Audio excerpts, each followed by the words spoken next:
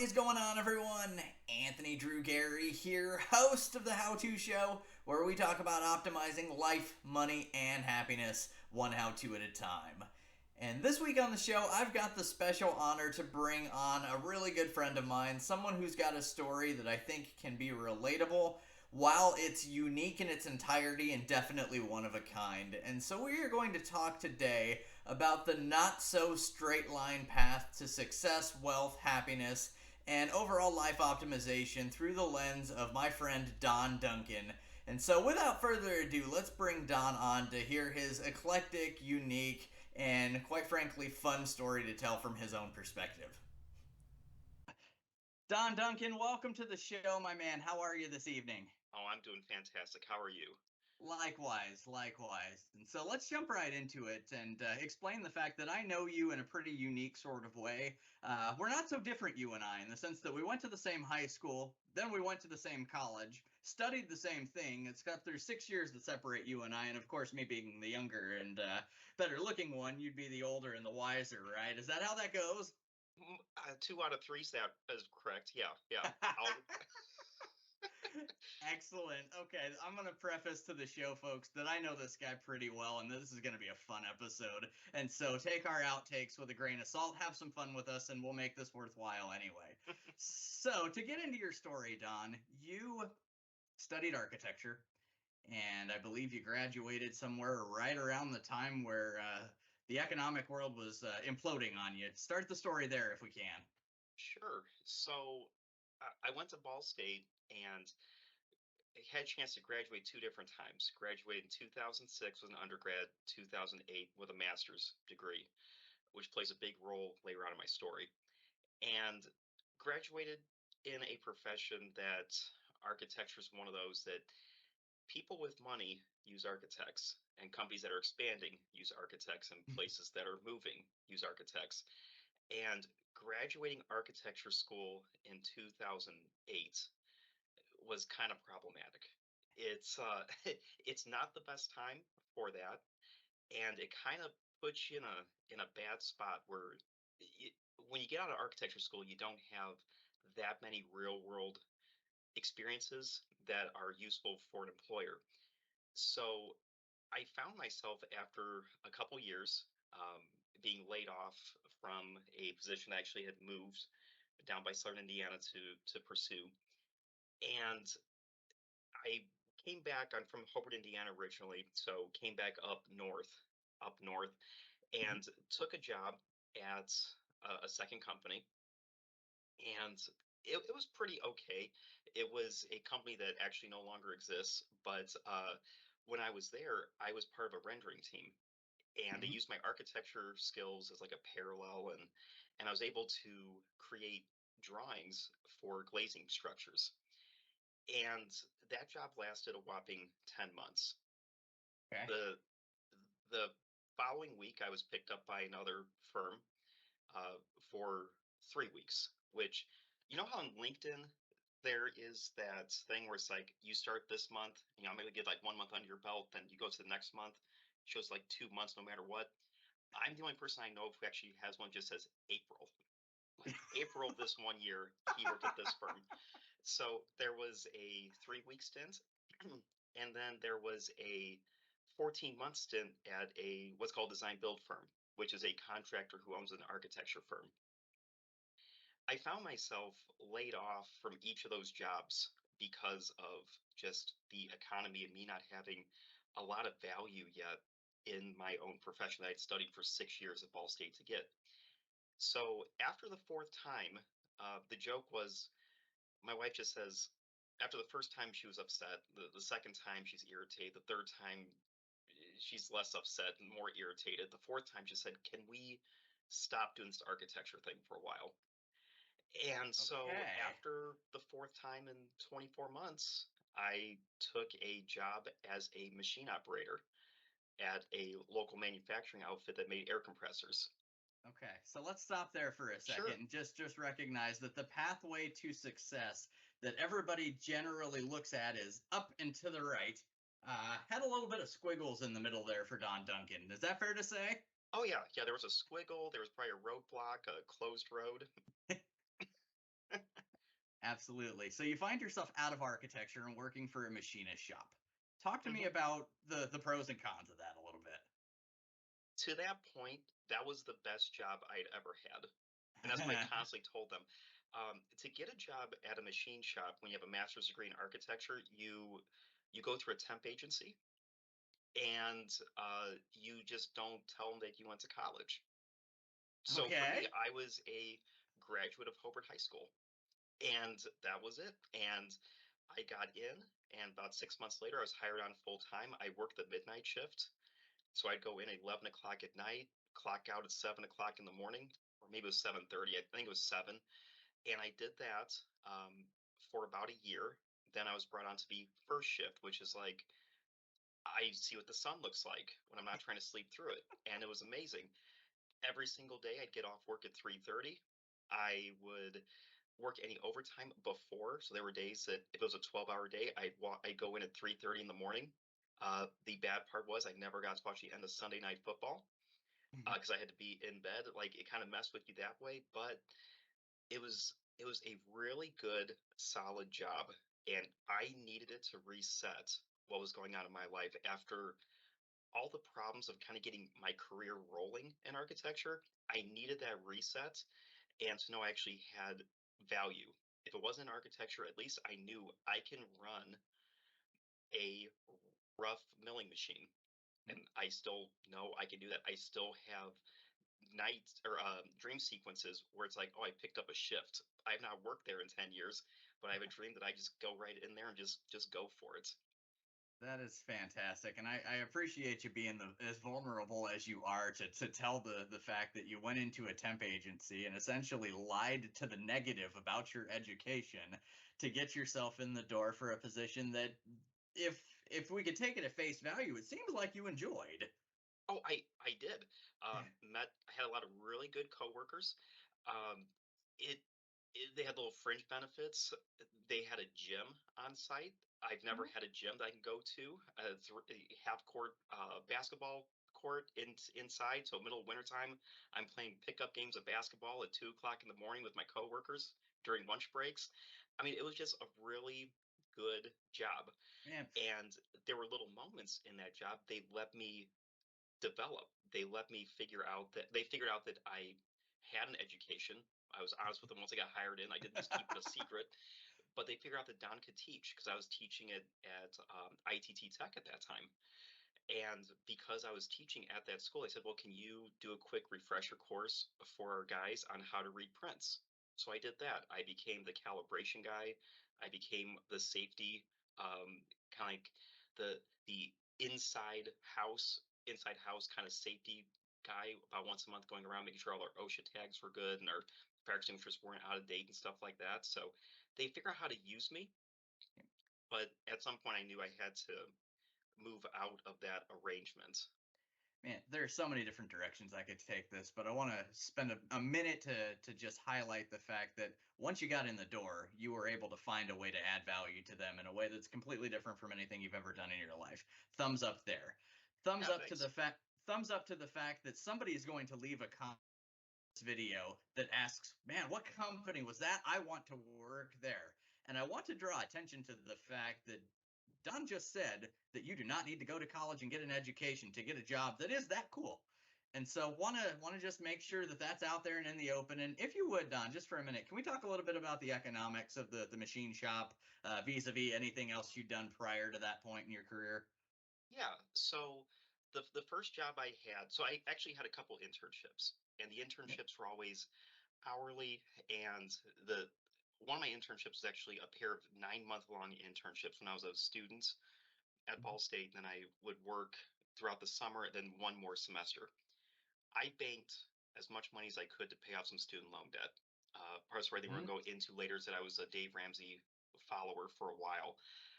So that was a primary point of me making money, but it was always at a fairly low hourly rate. When I graduated college, I went to a salary position. That salary position ended up stopping when I lost that job, when I was laid off from it. The second job that I had was also hourly, which was a deduct in overall because during in 2010s when I lost that first job, I had no bargaining capacity whatsoever. So I saw my pay going from here to here to here, back up and then back down. So what happened was each job I had never could match the job that I was first let go from, the first job I had as a recent graduate. The machine shop was the first time that I actually had like more than 5 days paid off. It was the first time that somebody was giving me an allowance for like PPE. Granted, I never needed PPE before, but it was nice to know that you have a shoe allowance, you have glasses allowance for like safety shields and stuff like that. Um, but then there was all this chance for overtime, and so there was a significant uptick in my pay during that time. It actually allowed us to buy our house because I ended up getting a it was equivalent to about a $15,000 a year pay bump over the previous firm that I had left. When or Okay. not that I left, but that I had been laid off from to actually move on in to become a machine operator. Yeah, and so just to draw attention to the fact that not everything is up and to the right all the time, is that there were some ebbs and flows with the amount of dollars coming in, but and we'll talk about this a little bit more as we tee up the conversation. But you were always a good steward of your dollars. You gave them a plan. You had a plan, and you and your wife were on the same page with your financials. Is that all fair to say? Oh yeah. Yeah, that was the one thing that we were actually really good at. We could never get our income high. That happened kind of recently. But for the longest time, for like the first 10, 12 years, we couldn't get the income where we wanted to be. So we just had to keep cutting and cutting and cutting and becoming frugal and try to find interesting ways to not have a miserable life, but to Mhm. actually have a fun life and try to make it a big game as to how do we save as much as we can so that we can, I'll use this term, recession proof our lives. Our lives were completely rocked by the Great Recession. And it wasn't just me, my wife had similar problems, and we were in it together. We were married the whole time that we were in this. So the we can only cut so much, but at a certain point, we got really, really good at it.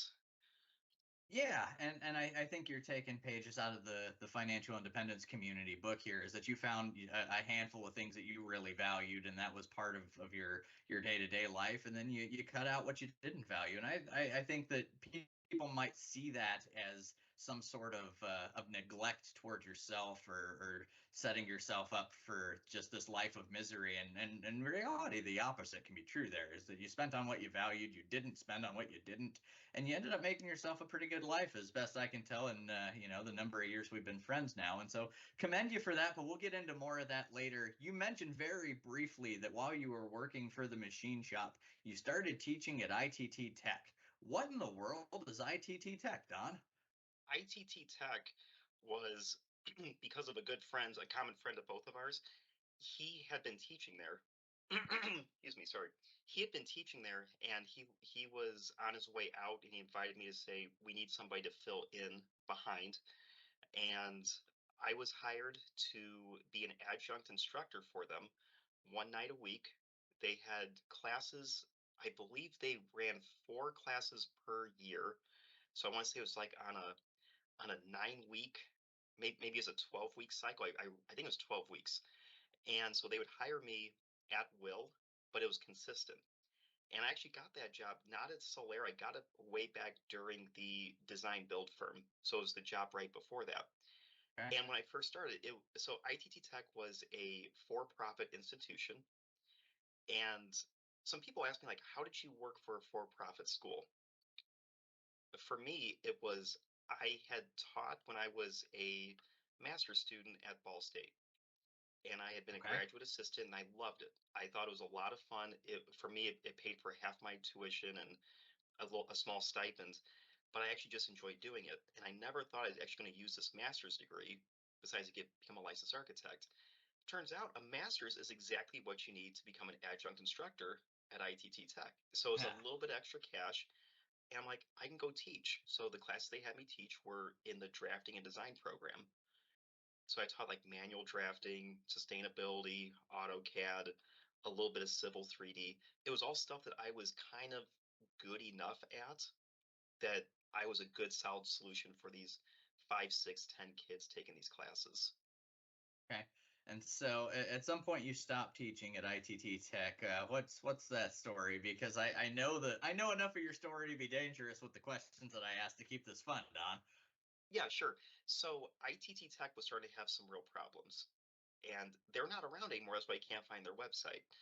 And what I will say before I say anything else is the people I met at ITT Tech who were the teachers, I still run into them a lot. A lot of them are, I say almost all of them I can think of, they were usually industry professionals who were also teaching. There were very few that were full time dedicated teachers.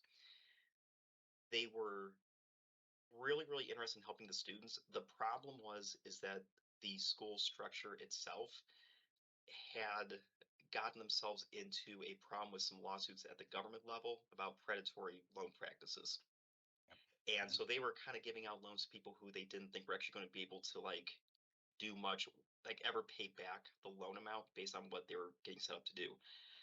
I evaluated this because I had a long conversation with a friend of mine, and he knew I wanted to be a teacher or an instructor at the college level, or at least I was trying to scratch that itch, sorry, reverse it.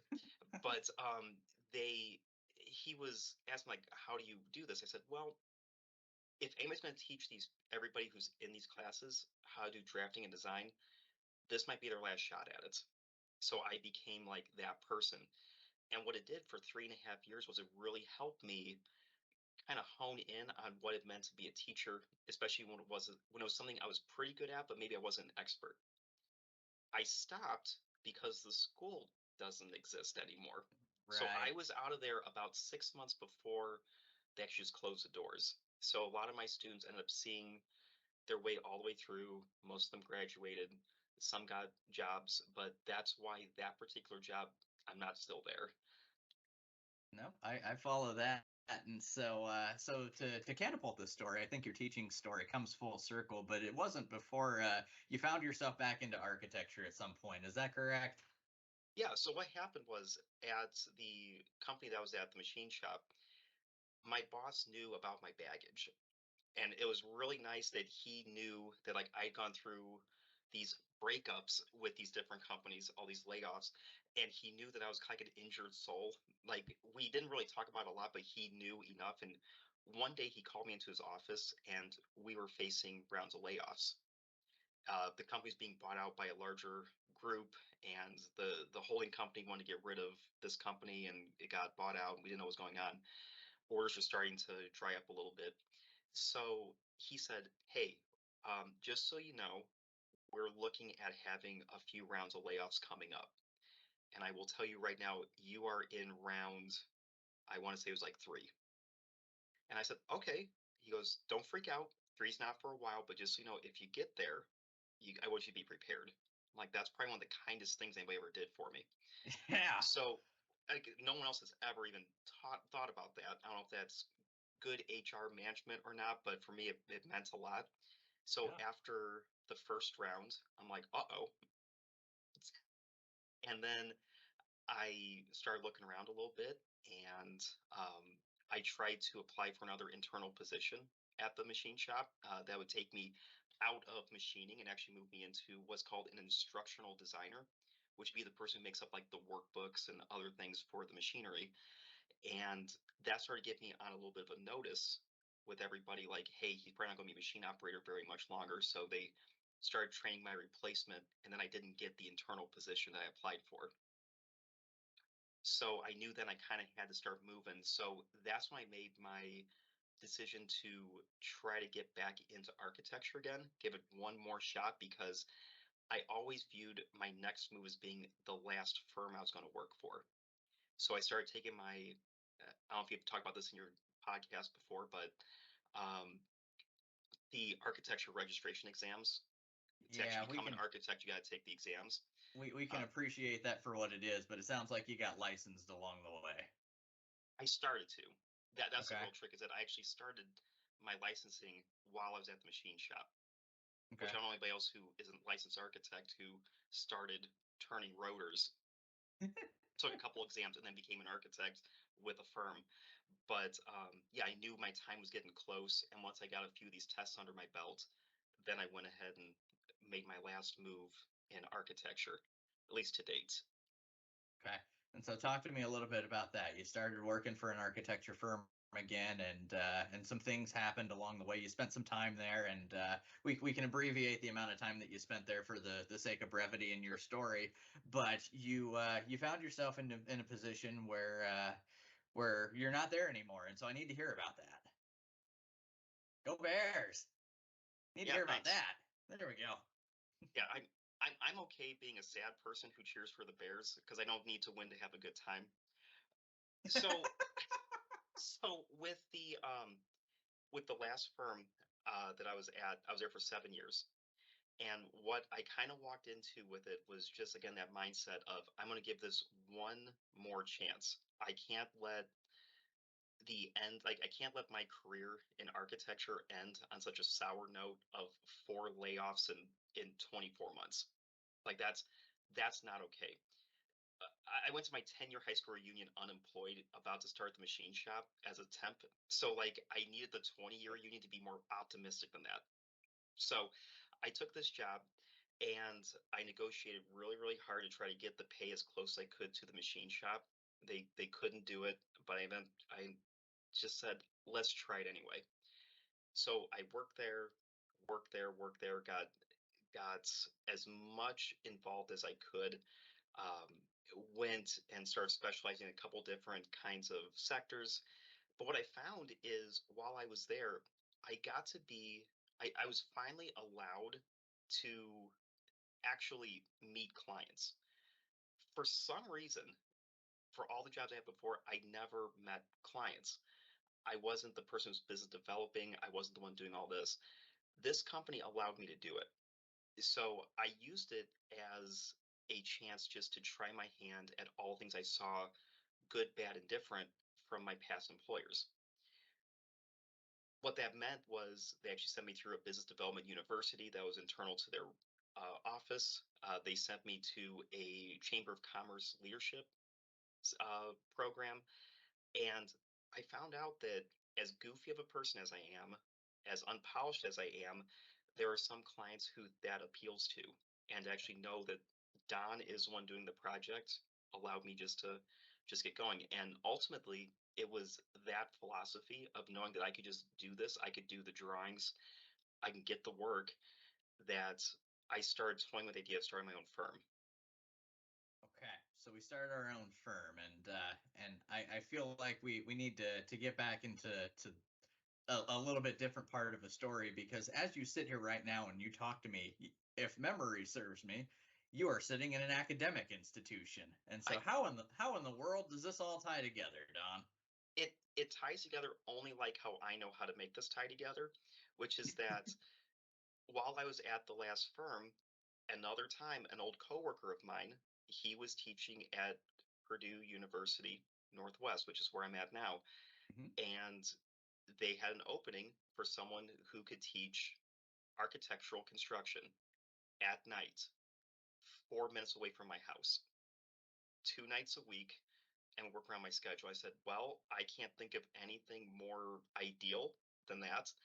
So I jumped on it and I started teaching students who aren't studying architecture, but they're actually studying construction management. Hmm. So it's that thing of finding something that you're good at, that you can explain, but as a parallel to what you actually do. The reason why it's important is, as we both know, we saw what it was like on the instructors at Ball State to deal with us.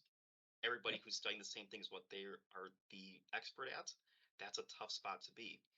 For me in this spot, I'm the architect. I'm surrounded by engineers, and they're my peers, my other instructors. But I teach the architecture based courses. So the one course that I taught led into, can we also have you teach the prerequisite, which was construction graphics? Hey, what's that? That is a class about how to read blueprints, what specifications are, and how to use AutoCAD.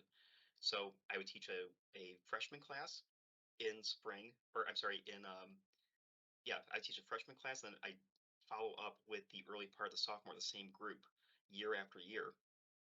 I did that for 5 years, and then August of last year, I'm just over a year now. Uh, they actually asked me would I come on full time. And again, I've been kind of toying with the idea of like, should I go off on my own and have my own architecture firm? And all of a sudden, this opportunity comes up, and this opportunity pays almost exactly the same as being an architect. It has this wonderful thing where I only teach 4 days a week for 8 months a year. I get summers off. I don't teach on Fridays. I have to go to meetings, but there's no teaching. Generally, just really enjoy myself. There's some days I teach 2.5 hours. Some days, like today, I taught for about 7 hours. So there's some days that are long, some days that are short. But what it did was then they encouraged me, Don, go ahead and start your own firm and try to get that involved. So I use a lot of the things from my own firm and actually use it for the classes. That just makes me happy to hear that story because I can remember when I was in architecture school and I was taking classes, the most memorable classes that I had, and I don't think I'm unique in this story here, is the classes who were taught by industry professionals who are actual boots on the ground doers of the work coming in and showing slides or pictures or having conversations about the things that they were actually doing. I ended up interning for one of those types of gentlemen myself. Shout out to Dick Stafford. If you ever watch this video, that would make me really, really warm and fuzzy inside, but who knows there. In any event, you have a position right now where your four walls are met, as a Dave Ramseyism would say, is that your basic necessities are being covered by your day job that is 4 days a week, 8 months a year. Yeah. So what in the world are you doing with all your time, Don? Well, it depends. Teaching, I'm finding out, really helps once you're into it for a while. So the classes that I developed over the past 5 years, they're on autopilot. Yep. I rewatch and make sure my YouTube video links. I'm a huge believer that YouTube is one of the best teachers in the world. So a lot of TED Talks, a lot of this old house. I want to make sure the links still work. I check all my Yep. stuff. I rework tests. I rework assignments a little bit, but they're mostly figured out. I'm now getting into the point that most of my classes are now on repeat. So I've added a contracts and specifications course. I've added a construction scheduling course, an introductory course. So we're kind of getting there. But your question is that I know you're getting at is that's when I do my firm. That's when I am starting to get out there and make these projects happen. So when I first started this endeavor, I didn't know what to expect. I knew that, like you said, the four walls, they were taken care of by what I was able to make. It was a pay decrease, but not significant enough to worry me. But I was hoping to get like maybe three, four projects in the first year. And what ended up happening was I just did the math because I want to do a little LinkedIn post. I'm also a big LinkedIn guy, but I want this LinkedIn post to say like how many projects I do in my first 12 months. And Yep. right now I'm sitting on 15, of Okay. which of which it's a 50-50 mix of residential and commercial, which I was not anticipating at all. Apparently, I did no market research whatsoever as to what the need was for an independent architect who can do a little bit of a lot of different things. Yeah, I think that you've struck lightning in a bottle in a sense, and this is my humble opinion of your story is that you have I'm gonna be very crude here for a minute. You have a blue collar mentality and you have white collar skills, and people need someone like you. And so talk to me a little bit. How are you finding your clients? Because if you worked 15 projects, and we'll say that maybe some of them are repeat clients, but if not, you at least found a handful of different folks looking to hire you, having had no prior true business development expectations set upon you when you were working your day job. Who in the world knows that Don Duncan hung his own shingle and he's off to the races? How'd that happen? Don made a free website, uh, which didn't do much, but it has actually gotten me one phone call from a developer trying to get me to go field measure up a building, and which I did not get. And then also we had my very first and to date only walk up client which just happened last Friday. Somebody actually walked up to my house and said, "I found your website. Can we talk about a project that I'm trying to do?" Which I didn't know how to respond. I'm like, "You're at my house. Let's take a step outside and let's go have a chat." I did not expect that to ever happen. But the other people, it's me, I think, just letting people know what I do without trying to market. I do have business cards. I like to hand them out. I like to go to Chamber of Commerce events. That has actually the Chamber of Commerce leadership group that I was part of. That actually helped me out tremendously. I found a good, very similar to you. His name's Kenny. He's a connector. There's also a guy named Dan. He's a connector, and Robert. He's a connector. So I know all three of them are probably going to watch this. They're going to know who they are. And through different events, different people who they said, "Hey, you should know this guy. You should meet this guy." They started putting me in contact with different contractors. And then the contractors would then talk to each other, and all of a sudden, like, the contractors tend to know where the work is. And so as long as you're flexible and you can do a garage for a contractor, you can also do a doctor's office that the contractor gets involved in. And so a lot of the work came from them.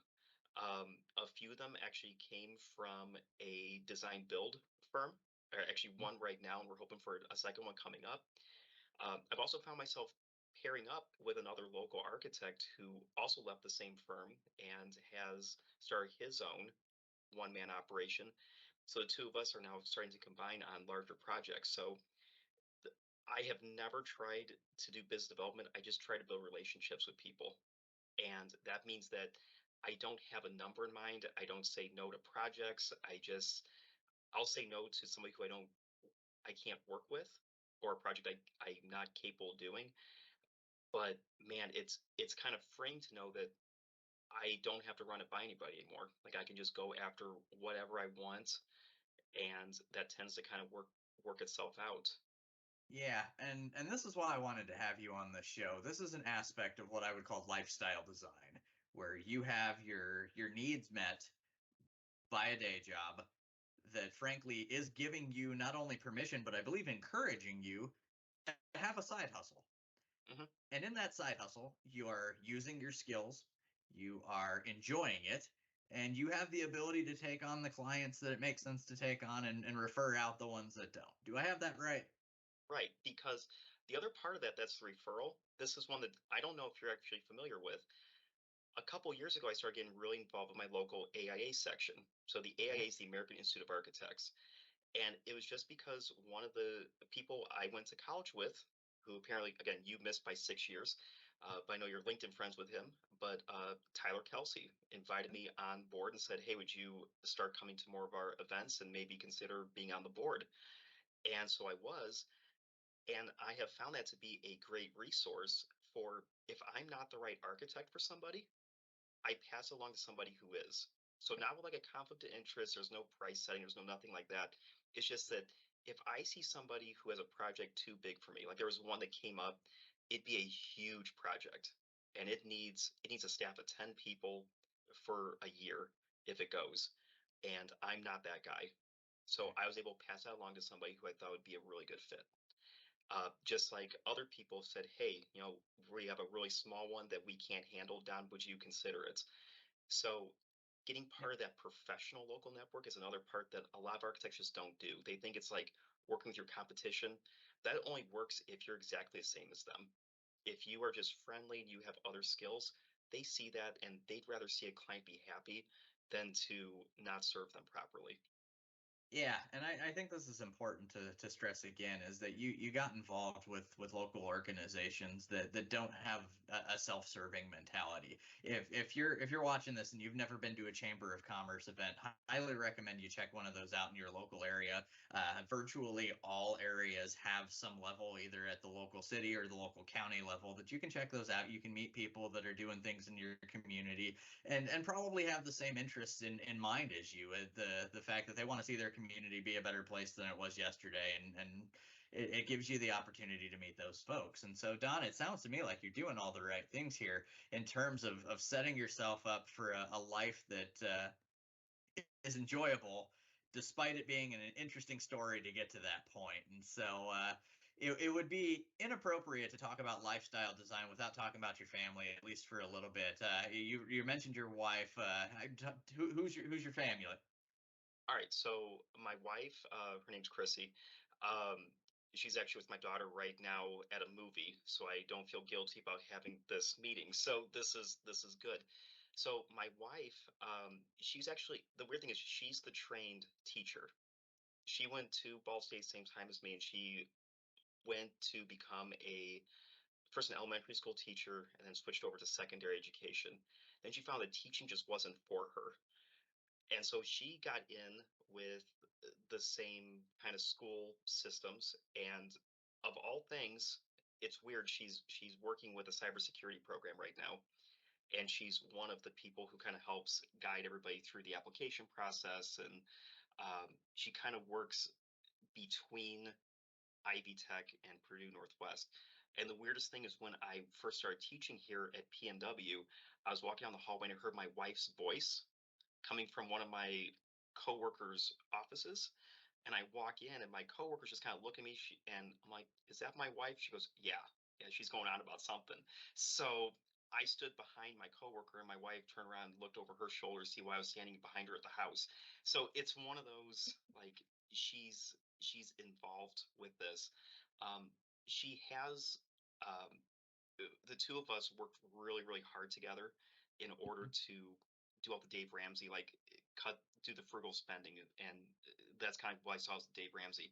Mm-hmm. She's also the one who, along with me, we're the administrators of our local Choose FI section of Northern Mm-hmm. Indiana. So Yep. she is the majority of one of the people who really helps set up our quarterly events, or more likely like biannual events, just because there's only so many of us. She does all of our credit card hacking now because we've gone the Choose FI route, and she's really, really into it. She's also the one who does the checking account um, rewards and everything. So like she's into it now. Man. Then the other one is my daughter Margot, Mm-hmm. 5 years old, and she what's really cool now. Not to bring it all full circle, but I was always kind of concerned about how she viewed me as like an employee of someone. And for a long time, I didn't know how she actually identified with me. Like, am I a teacher? Am I an architect? Like, what do I do? Now she still doesn't know, but now she just knows that daddy draws buildings. And she sits on my lap while I'm doing drafting stuff at home. She's able to identify stuff. She's been with me to class before. She has jumped onto Zoom calls with clients and others. We're actually going to go probably to a client meeting tomorrow together with her coloring book and go talk about somebody's house renovation. So yeah, that's the family. Okay. That last minute of this episode was the best part of this podcast so far. That's really cool, Don. And so that makes me happy, makes me light up. And I just wanted to feature your story because it is not something that you hear every day. Because you can get the story of somebody that goes to architecture school, works for an architecture firm, retires with the gold watch, and that is not this, but that's okay. You've made a Yeah. great life for yourself, and I want to share a story like this because it has the opportunity to give somebody hope that if your path towards success has some squiggles in the line, doesn't mean it's over. Just keep No, going. the best thing you can do is figure out what, not what it is you studied, but what do you know how to do? Like that kit of parts, and the whatever they call it, like the bag of skills, or however it's discussed. I forgot how Jonathan used to say that, right? But um, it's it's how do you the people I've seen that are the most successful are the ones who find a parallel use for their knowledge, where they're a unicorn. If you are following the same paths as everybody else, you better be the best one at it so you can be mediocre. If you can be the unicorn, it takes the pressure off, and then you can really start to excel at things you're actually interested in. So That's that's good. what I would suggest to people actually try to figure out, like, what else can I be using these skills for? That right there is going to be its own sound bite. So we're going to borrow that and we're going to plug that as a short form video at some point as soon as I figure out how to do Perfect. things like that. So fantastic. Don, I would be remiss if I didn't ask you if it'd be okay. Can I ask you a few rapid fire questions known as the how to cues? Oh, absolutely. I hope I have good answers for you. Well, you don't have a choice. So very good. Glad to hear it. Question number one. What is the best book that you've read in the past 12 months? Oh, all right. Um, I so I'm part of Goodreads, and give me a second. I will pull it up. Okay. Um, there was a remarkably good, terrible book that I found. It was just a guilty pleasure book, so I'm sure it's not the one you normally get. But let me see. It's right up here. I want to make sure I get the title right because I found it. It's called Cobra Clutch, Hammerhead Jed Number One. It is by A.J. Delvin, and I read it on a camping trip, and it was the most obscure vintage wrestling based on like Jake the Snake Roberts, and there's a murder, and the guy wants to be like the guy from Walking Tall, and it's just this remarkable book. And I'm sure if this author saw me give that book a review, he wouldn't like me to say it like that. But if you want something that is totally like a bro true crime kind of one like book, fiction, that's the book. So that's actually the most enjoyable one I've read here recently. I need to stop laughing. Don Duncan, you are one of a kind, my man. All right. Question number two. What is one podcast that you subscribe to? And I'm going to challenge you to not say Choose FI because you referenced them in the show already. We'll link to Choose FI. We'll also link to the book John that Don just mentioned a moment from now. But one other podcast that you subscribe to. Uh, Going back to the Hammerhead Jed, I listen a lot to the Ask Arn Anything podcast. So it is Okay. the Arn Anderson telling the old wrestling stories. Again, I was a fan of wrestling back in the day, so that's one of my favorites. I don't subscribe to it, but I have to watch it on YouTube so I can see the facial expressions. All right. We'll link to that as well. Question number three. What is one app on your phone that you could not live without? For me, it's LinkedIn. I check that Okay. sucker all the time, and I would also add one thing. I've been playing around for a while now to figure out what actually makes LinkedIn tick.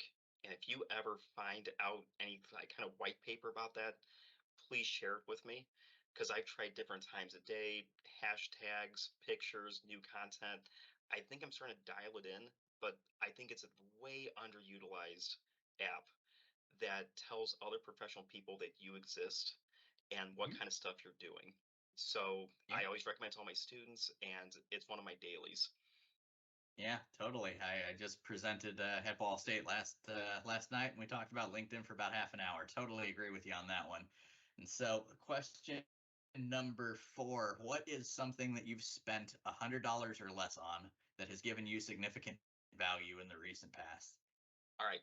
So I turned 40 this year, Yep. and which makes you 34 apparently. Now that we know our math really That's well, that's right. That's good math. That's just, this many away.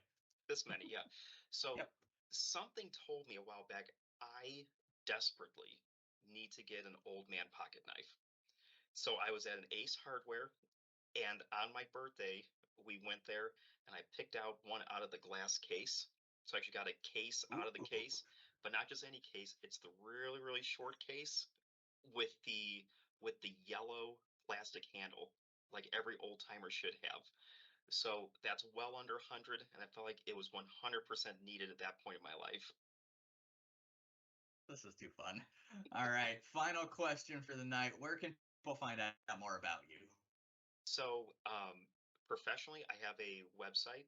It's called my company name is called L4M, the letter L, number 4M, architecture.com. So that's my official website. That's just in case you get in contact with me. LinkedIn is a great place to add me. I'm just under Don Duncan. You'll see me under both Purdue Northwest and L4M Architecture, and then also on Facebook. Fantastic. We'll link to most of those so that people can get in touch with you, and obviously we'll share the video as far as we can, as wide as we can, because people need to hear this story, and it's just a lot of fun. So Don, thanks for joining me on the show tonight. It's been a pleasure, my man. Yeah, thanks for having me. I really appreciate it. We'll talk again soon. Again, a special thanks to Don for joining me on this episode of the show. hopefully this is worthwhile and you've made it this far and that you've gotten some value from it. And if you can think of anybody in your life that may be able to resonate with Don's story, please share the video with them. Let them know that there are other people going through similar things, similar walks of life, similar struggles, and ultimately similar success stories on the other side. And so share it with somebody that you care about.